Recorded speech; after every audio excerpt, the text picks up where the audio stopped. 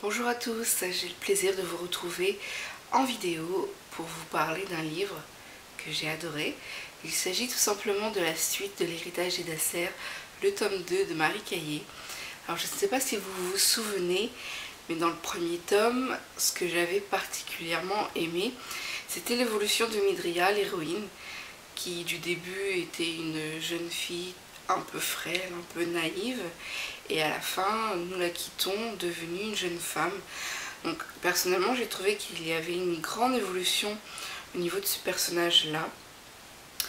J'ai beaucoup aimé l'univers apporté par Marie Caillé, la quête était intéressante, et maintenant que j'ai lu le tome 2,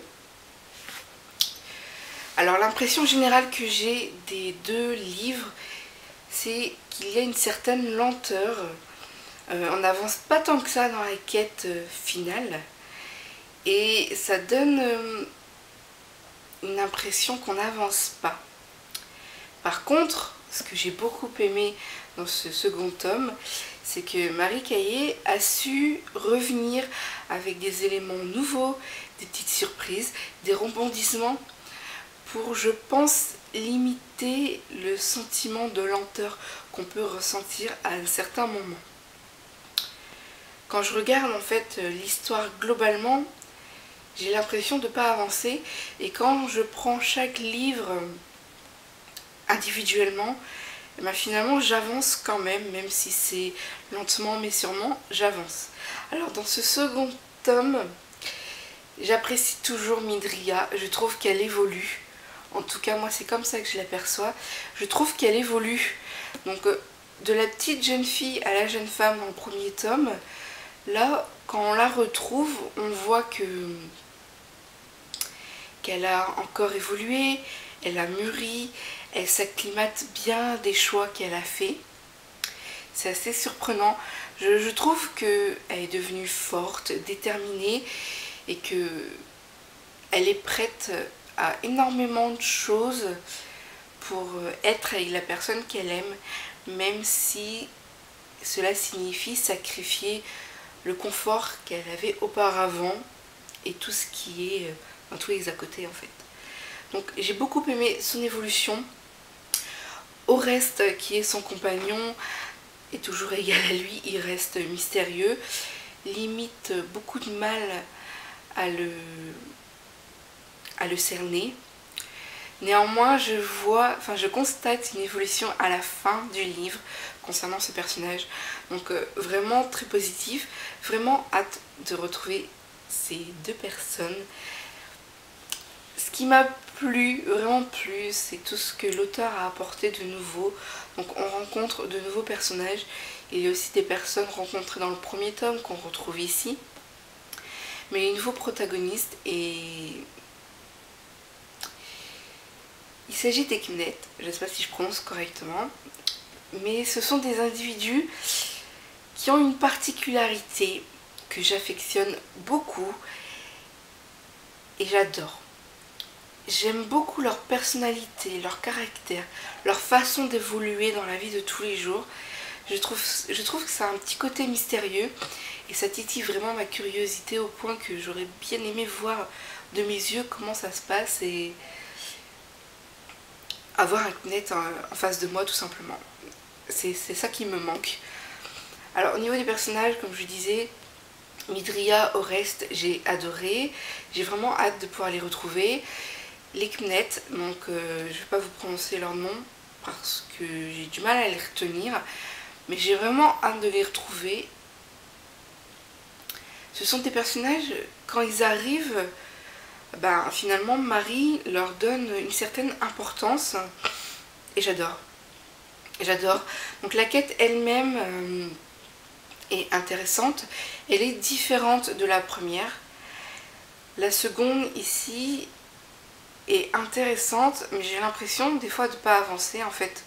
Que le trône il est tellement loin, que la prise de pouvoir est si loin que j'avance pas. Et pourtant à côté de ça, j'adore l'univers de l'auteur. J'aime toutes ces... J'aime son univers en fait fantasy avec toutes ses particularités, ses petites créatures. J'adore en fait. Donc là c'est le deuxième tome. Je pense qu'il y a un dernier volet. J'espère que c'est le dernier parce que 2 livres avec une impression de lenteur et puis des qualités propres à chaque volet, il ne faudrait pas que ça dépasse plus de 3 livres parce que ça ferait trop, je trouve, pour moi. Donc dans ce dernier volet, j'aimerais beaucoup voir une nette évolution de tout, que ça soit de l'histoire, des personnages, de la quête ultime entre guillemets, puisque dans chaque livre il y a des petites quêtes pour en fait aboutir à une énorme aventure. Donc j'aimerais vraiment qu'on avance pour de bon, que le rythme s'accélère, qu'il y ait autant de surprises, autant de rebondissements que dans celui-ci. J'ai été agréablement surprise et ce qui m'étonne, après cela ne m'engage que moi bien sûr, c'est que Midria et Oreste se vouvoient. Je trouve ça particulier.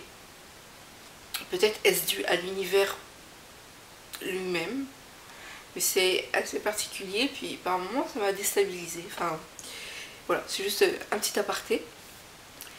Donc pour la suite, j'ai vraiment hâte de retrouver les personnages, de voir leur évolution, parce que je me suis attachée à certains d'entre eux, donc j'ai envie de voir comment ils évoluent au bout du compte, au final, comment la quête ultime va se résoudre. Et puis voilà, j'ai envie d'avoir le dernier mot de l'histoire, savoir comment ça se passe, peu importe si ça se finit bien ou mal, j'aimerais voir le point final. Et puis voilà, donc moi j'ai passé un agréable moment, autant avec le tome 1 qu'avec le tome 2. Superbe aventure, superbe écriture, une plume merveilleuse. Donc si vous ne connaissez pas l'héritage d'Edasser, je vous invite vraiment à découvrir cette série parce que c'est vraiment c'est vraiment un bon livre, c'est vraiment une très bonne série. Pour moi, j'ai trouvé tout ce que j'aime, j'ai trouvé de l'évasion, de la quête, des choses un peu mystérieuses liées à la magie, enfin voilà, des petites choses qu'on ne s'explique pas. Et puis j'ai un gros coup de cœur pour les Knettes, j'adore.